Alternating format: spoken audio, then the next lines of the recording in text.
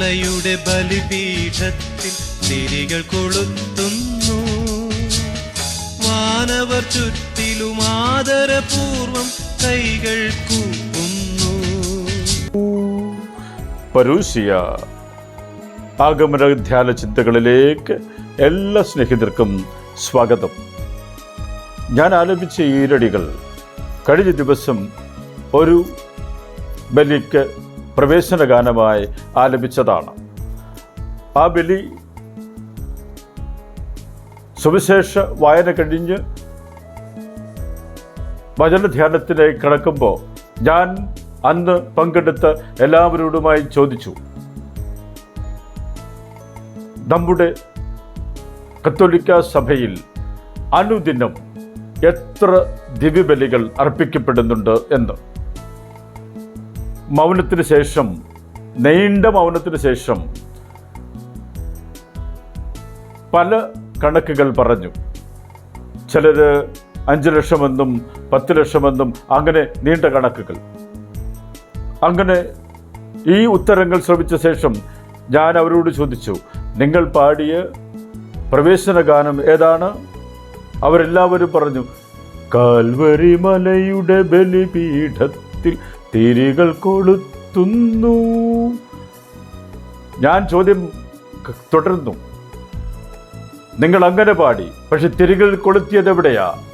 ഇവിടെ ഈ ബലിപീഠത്തിൻ്റെ മുകളിലല്ലേ? അപ്പോൾ അതിൻ്റെ അർത്ഥം എന്താണ്? ഇത് കാൽവരി മലയായി മാറുന്ന അർത്ഥമല്ലേ ആ ഗാനത്തിന് നിങ്ങൾ പ്രതിധ്വനിച്ചത്? കാൽവരി മലയിൽ തിരി തെളിച്ചു. അപ്പോൾ ഞാൻ ചോദിച്ചു, അപ്പോൾ കാൽവരി മലയിൽ എത്ര ബലിയർപ്പിച്ചു? ഒരേ ഒരു ബലിയർപ്പിച്ചു. എല്ലാവരും ഉത്തരം പറഞ്ഞു, അതെ, അതേ ബലിയാണ് ഇവിടെ ഇപ്പോൾ സംജാതമാകുന്നത്. ശരിക്കും പരിശുദ്ധ കത്തോലിക്ക സഭയും ഓരോ വിശ്വാസികളും ഉറപ്പായി അടിയുറച്ച് വിശ്വസിക്കുന്ന യാഥാർത്ഥ്യമാണ് കാൽവരി മലയിലെ ബലിയാണ് നാം ഓരോ ദിവസവും അർപ്പിക്കുന്ന ദിവ്യബലി.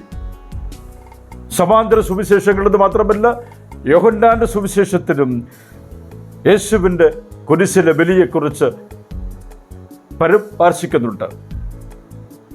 മത്തായിയുടെ സുവിശേഷം 27-ാം അധ്യായം 32 മുതലും, മാർക്കോസിന്റെ സുവിശേഷം 15-ാം അധ്യായം 21 മുതലും, ലൂക്കായുടെ സുവിശേഷം 23-ാം അധ്യായം 26 മുതലും, യോഹന്നാൻ സുവിശേഷം 19-ാം അധ്യായം 17 മുതലുമുള്ള തിരുവചനത്തിലൂടെ കടന്നു പോകുമ്പോൾ യേശുവിനെ കുരിശിൽ തറയ്ക്കുകയും തുടർന്ന് യേശുവിൻ്റെ മരണത്തെയും തുടർന്ന് യേശുവിൻ്റെ മൃതസംസ്കാരത്തെയും ഒക്കെ നാം കാണുകയാണ്. യേശുവിൻ്റെ കല്ലറയ്ക്ക് കാവൽ നിർത്തിയ ഭടന്മാരെക്കുറിച്ചും നാം മത്തായിയുടെ സുവിശേഷത്തിൽ പ്രതിപാദിക്കുന്നതായി കാണുന്നുണ്ട്. തുടർന്ന് യേശു ഉദ്ധാനം ചെയ്യുകയാണ്. യേശുവിൻ്റെ പുനരുദ്ധാനം, ആ പുനരുദ്ധാനത്തെക്കുറിച്ചും സമാന്തര സുവിശേഷങ്ങളിലും യോഹന്നാൻ സുവിശേഷത്തിലും ഒരു സംശയമില്ലാതെ കാണുന്ന യാഥാർത്ഥ്യമാണ്. ഈ ബലി, ആ ബലിയാണ് ഞാൻ ഇന്ന് എൻ്റെ ഹൃദയത്തോട് ചേർത്ത് വച്ച് എൻ്റെ ദേവാലയത്തിൽ അർപ്പിക്കുന്നത്. അപ്പോൾ എൻ്റെ മനസ്സിൽ വരേണ്ട ചിന്ത എന്താണ്? അന്ന് മാനവകുലത്തിന് വേണ്ടി കാൽവരിയുടെ പെരുമാറിൽ തൻ്റെ ചങ്ക് പിളർന്ന കർത്താവായ യേശു, രക്തം ചിന്തിയ കർത്താവായ യേശു, മാനവകുലത്തിന് മോചനത്തിനായി ശത്രുദേഹത്തിൻ്റെ കൊടുമുടിയിൽ കയറിയ യേശു, നിങ്ങൾ ശത്രുക്കളെ സ്നേഹിക്കുവിൻ, നിങ്ങൾ ദ്വേഷിക്കുന്നവർക്ക് വേണ്ടി പ്രാർത്ഥിക്കുവിൻ എന്ന് പഠിപ്പിച്ചവൻ ശത്രുസ്നേഹത്തിൻ്റെ കൊടുമുടിയായ കാൽവരിയിൽ കയറി ഈ ലോകത്തിലുള്ള ആകമാനം മനുഷ്യരെ തൻ്റെ പിതാവിൻ്റെ ഭവനത്തിലേക്ക് കൊണ്ടുപോകുവാനായി കാൽവരിയുടെ പെരുമാറിൽ കൈവരിച്ച് പിടിച്ച് എല്ലാം പൂർത്തിയായി പിതാവേ, തൻ്റെ രക്തം ചിന്തി തൻ്റെ ശരീരം മുറിക്കപ്പെട്ട് ഈ ലോകത്തിന് വേണ്ടി അർപ്പിച്ച അതേ ബലിയാണ് ഞാൻ ഈ ദേവാലയത്തിൽ അർപ്പിക്കുന്നത് എന്ന ആ ഒരു ബോധ്യം എൻ്റെ മനസ്സിലേക്ക് വരുമ്പോൾ ചങ്ക് പിടയുകയല്ലാതെ മറ്റെന്താണ് ചെയ്യുക? ഓരോ ബലിയർപ്പണവും എൻ്റെ ചങ്ക് ശരിയാക്കുന്ന, ചങ്കിൽ മാലിന്യങ്ങൾ നിറഞ്ഞിട്ടുണ്ടെങ്കിൽ, ചങ്കിൽ അസ്വസ്ഥതകൾ നിറഞ്ഞിട്ടുണ്ടെങ്കിൽ അത് ഇല്ലാതാക്കുന്ന, എൻ്റെ ചങ്ക് പരിപൂർണമായി പരിശുദ്ധമാക്കുന്ന ഒരു അർപ്പണമായി മാറണ്ടേ?